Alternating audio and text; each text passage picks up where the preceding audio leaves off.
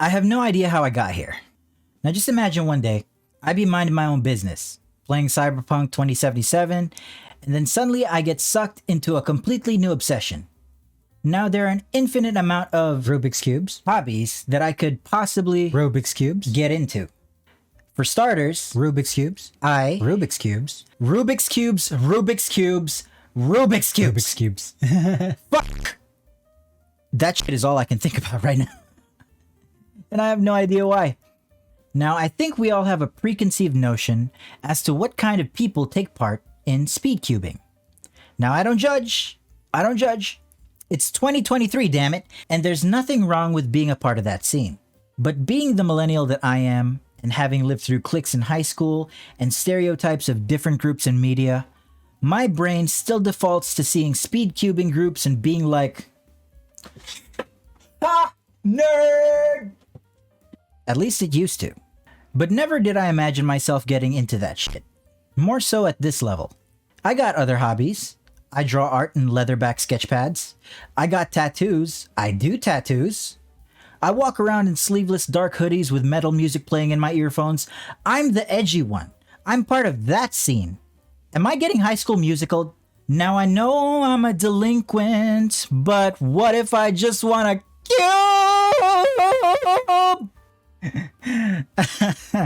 Oh, what the fuck was that intro? Now I know this video might start sounding like I have some sort of grudge or vendetta against the cubing community. And that's right. I do. Why have you sucked me into this so hard? I'm learning so much shit. Beginner's method? I'm done with that shit. Beginner's intuitive F2L? Easy day. 2-look OLL? Give me a challenge. 2-look PLL? My fingers a flying. But as I get into 1-look PLL and advanced F2L, I get to the question of whether this is just a hobby or a passion. But first, let's start from the beginning. How did I end up becoming a Rubik's Cuber or Speedcuber? Though I'm not that fast yet, so I don't know if I deserve that title. I have ADHD. In case it wasn't obvious, I'm easily distracted. Hey, yo, what's up? My attention flip-flops from everything under the sun. I could be watching a heavy metal concert replay and switch to a podcast about the world's loneliest whale in the span of 20 minutes. It's a really sad story, guys. You guys should Google it. So when I find a thing that I can finally focus on, it sort of takes over my life. It's called hyperfocus, a thing that ADHDers have, like myself, which can be a superpower if it didn't completely derail everything that I had planned that day. If I could channel it though, I'd be the Emperor of Earth. God just had to nerf some of us, am I right, ADHDers? Stand the fuck up! I got derailed, hold on. Right. How I got into it. My wife is a bit of a workaholic. She can go from 1 a.m. to 9 p.m. working nonstop, which is both kind of admirable and worrisome. So I deadass have to tell her sometimes, yo, you haven't eaten yet, take it easy. It came to the point, and I know this isn't about Rubik's Cubes yet, but just bear with me. Just give me a sec. Okay, I'll get to that. It came to a point where she was starting to recognize that, you know, maybe this is not the best move, you know? Like I'm not sleeping all that much. I'm forgetting to eat. So maybe you're right. Maybe I should have some downtime and all that stuff, get a hobby, whatever, right? So we ordered some stuff online that could possibly help with that. A possible hobby that she could go to and, you know, have some downtime with while not working and rest up as much as she could. God knows she needed it. And it just so happened that along with it, she needed to buy a new keyboard with customizable keycaps. So we bought a Rubik's Cube and a new keyboard. And guess which one of those two became her new hobby? That's right, it's the keycaps. She's now obsessed with them. You know, like her keyboard is colorful. And I mean really, really colorful. As in, she's got like different weights and different weights. I don't know. But it's really fancy looking. And as for me, the hobby that was supposed to be given to her, I sort of got obsessed with. So I learned the Rubik's Cube so I could teach my wife how to do the Rubik's Cube. and she told me, Dear husband, I am sorry, but I think I like the keycaps better, and also that Rubik's Cube is much too intimidating for me. So there I was, with a Deli brand Rubik's Cube, and I knew how to solve it. It'd be a waste if I didn't fiddle with the cube some more, right? It'd be a waste of money after all. So I just kept solving on it. It would take me 5 minutes for a while. All because I would forget, the algorithms and whatnot, and I'd have to go back to the YouTube video that I learned from. It's this specific video by JPerm, big YouTuber, over 1 million subs. Take a look at it if you want to learn, but I'm going to give you all a quick rundown. Note, this isn't a tutorial. I'm not here to teach because I'm not that good at it myself, but I'm just gonna give you all the steps so that if you want to learn how to solve a Rubik's Cube, you know where to look and what to do. That being said, here are the steps. Step 1, solve the white cross. It's got to be on, as far as I know, it's got to be on the white one because it's the brightest color, it's easiest to recognize, etc., etc. That being said, while aligning the white cross pieces, the white parts, you got to make sure that the other part of it, the non-white part, matches the center color above it. I'm going to show you guys a little picture of it so it makes sense in the screen thing. Just take a look. Step 2, solve the white corners. Make sure that all the non-white sides match the center of the two sides they align with. Essentially, you solve the white layer. Step 3, solve the second layer. Bunch of fancy... Actually, you don't need a bunch of fancy algorithms for this. I remember only learning 2. It's pretty straightforward. Step 4, solve the yellow cross. It's the same thing as the earlier one. There are algorithms for that, I think. Step 5, solve the yellow corners. Note, these don't have to be oriented correctly yet. They just have to be in the right spots. They don't have to all be showing up. The yellow parts don't have to all be facing up because essentially it'll be a solved cube, essentially. That's where the next step is. Step 6. Did I say step 6? Step 6. Step 6. 6. Step 6. Orient the corners properly and effectively solve the cube. And just in case you don't think I can solve the cube, here's a video of me solving the fucking cube, fucking doubters. Give it a bit.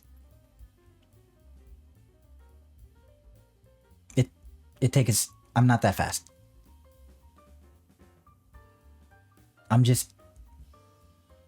It's almost there. Okay. There you go. Why did I have to run you guys through all the steps? Isn't that it? You solved the cube. Job done, right? I'm sure all the cubers in the world, including the fastest, use this method, right? That's actually what I thought before I solved the cube. That was my ignorance at work, because there's a lot more complexity to this cube than what you would originally believe. And this is where they get you. All that beginner shit is slow as hell. There are other methods you could take advantage of. You know the beginner stuff now, right? Now you gotta get faster. Faster is better, right? Well, basically, yeah. I wanted to get faster, and that was the first thing that locked me in.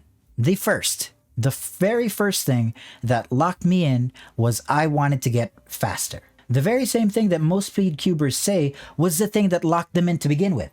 They just wanted to get faster. I then went on to learn how to solve the cube a little bit more efficiently. How? Well, did you know that you could solve both the edges and corners of the first 2 layers? Oh, sounds fast. Gimme. I then started to learn this method, known as intuitive F2L, or first 2 layers. I'd explain more, but half the stuff I do, I don't really know how to explain. That, and I don't want this video to take hours, so I'ma just say this. Basically, one of the steps that I mentioned previously disappears into the ether. So, from 6 steps, it becomes 5. Which step disappears? Well, solving the second layer. Because essentially, you're solving the first layer and the second layer at the same time. Which means fast. Not that fast, but faster. Which is what I wanted to become. Because from 5 minutes after a couple of weeks of practice, I got down to a couple minutes with intuitive F2L. Now one would think, alright, this is good. I can solve a Rubik's Cube in 2 minutes. I'm satisfied with that. It's good enough, I think, as a party trick or occasional brain tickler. So I'm good. A couple of minutes is enough for me. And I think you're right. One would normally think that. Not me though. Because for some goddamn reason, I wanted to go even faster. But I just got finished learning how to solve intuitive F2L. I want to practice a little bit more before I learn something new. Otherwise I might forget. So what would make me faster, but at the same time have me stay at the same level that I was practicing at? That's right. I bought another cube. And this is the second thing that locked me in. Oh, you want to get faster, right? You want to get faster? So buy another cube. It's just another one. One more can't hurt. It might be better than your cube now. It can't turn into obsession. It's just another cube. Just one cube. Harmless. It's harmless. Buying another cube is harmless, right? Let me put it this way. If it wasn't for my money situation right now, I'd have bought 3 other cubes by now. So which cube did I eventually decide to get? Well, I got another non-magnetic cube. The Delhi one was non-magnetic, and I got another non-magnetic cube. Yeah, that's okay. It was a pretty good one though. It served me well for my learning curve. Sorry, gassy. I'm gassy. Hold on a second. It served me well, this cube. And unfortunately, with a bit of amateuristic tinkering, it broke. But it was a GAN 356 RS. Slight tangent, what are all those letters and numbers for? Are there 365 models? Who is RS? Richard Simmons? Maybe it means something else. Round slant? That doesn't even make sense. Who is Richard Simmons and why is his round slanted? GAN, get your naming shit straight.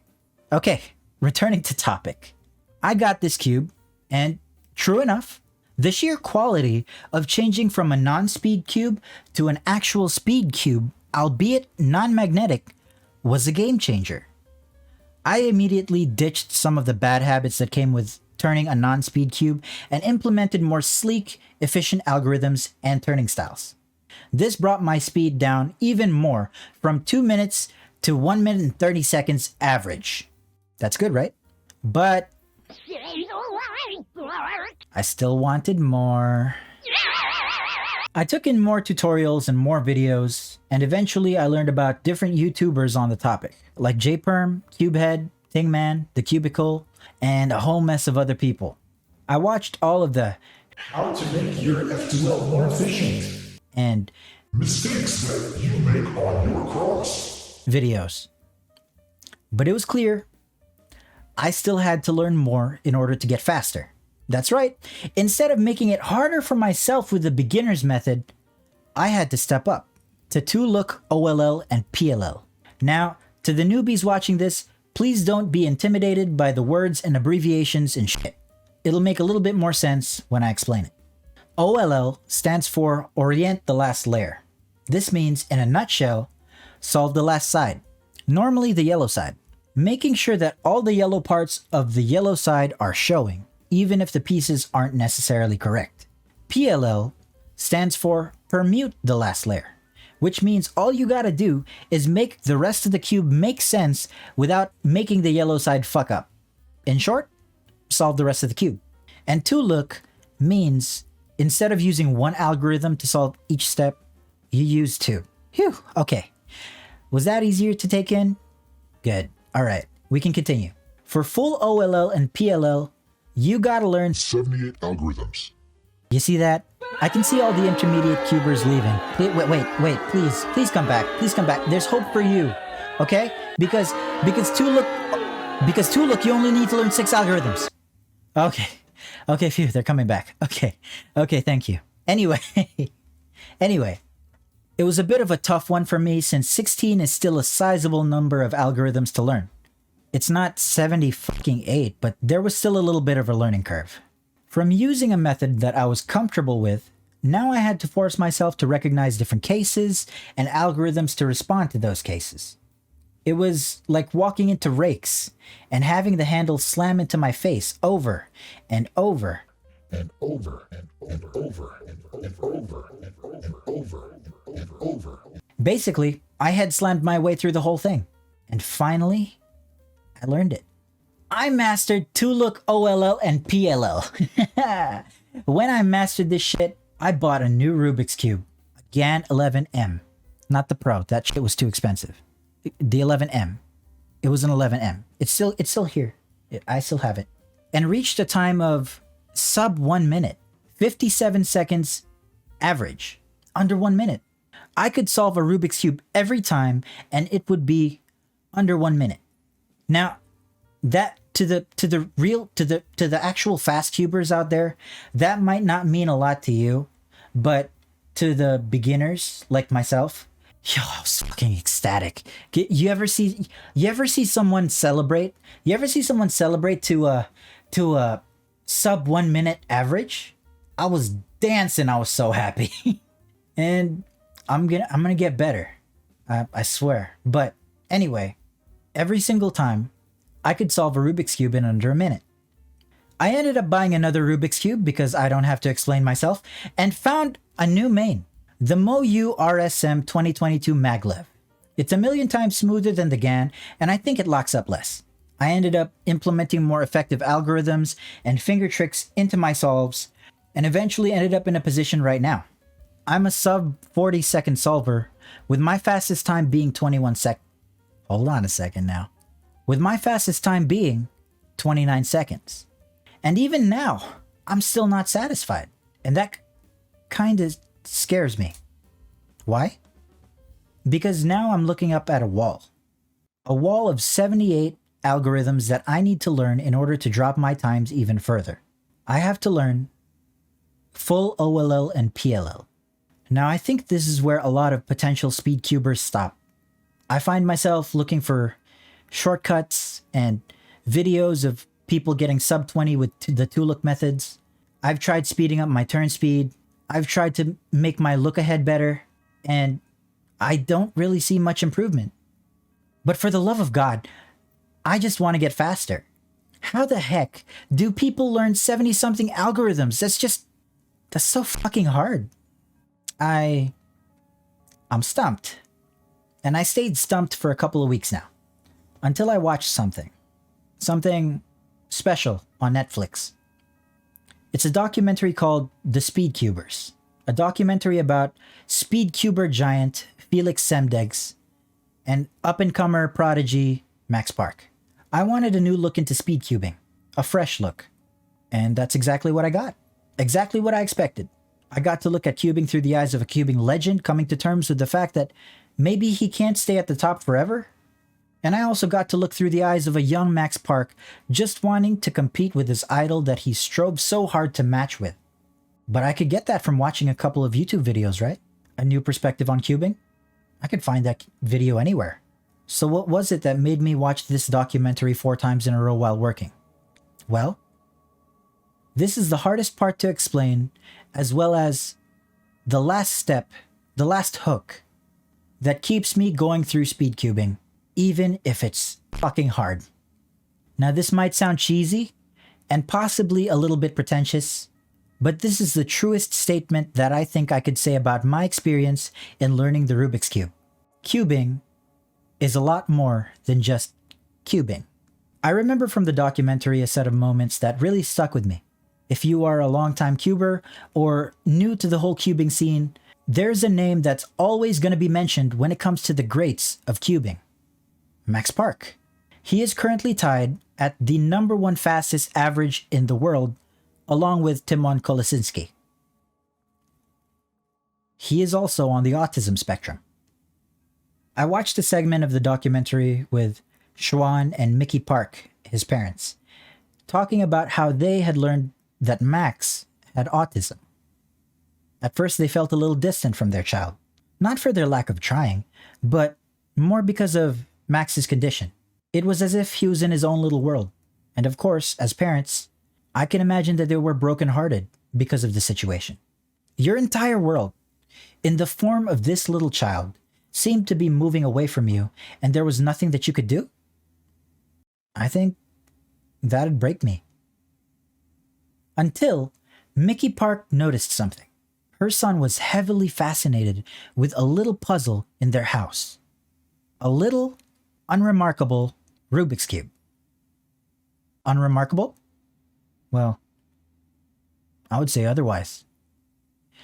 Mickey learned how to solve this Rubik's Cube and taught Max how to solve it. He became even more obsessed. He got faster and faster and faster to the point where his father was like, maybe we have something here.